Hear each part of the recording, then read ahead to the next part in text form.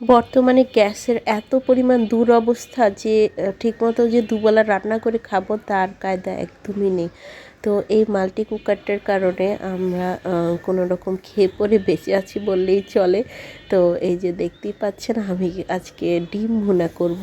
আর ডিমটা আমি আগেই সিদ্ধ করে হালকা তেলের মধ্যে লবণ আর হলুদ দিয়ে ভেজে তুলে রেখেছিলাম। এখন দেখতেই পাচ্ছেন আমি সেই তেলের মধ্যে পেঁয়াজ কুচি, আদা রসুন পেস্ট, হলুদের গুঁড়ো, মরিচের গুঁড়ো, ধনে গুঁড়ো এবং সামান্য পরিমাণ পানি দিয়ে কষিয়ে নিচ্ছি। এখন আমি দিয়ে দিলাম চাকচাক করে কেটে রাখা কয়েকটা টমেটো।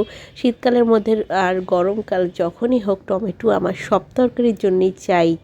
তো টমেটোটা দেওয়ার পর আমি এখানে দিয়ে দিব ভেজে রাখা ডিমগুলো আমি আগে এখানেই ভেজেছিলাম। আসলে এটা না থাকলে আমাদের আসলে খাবার একদমই হতো না।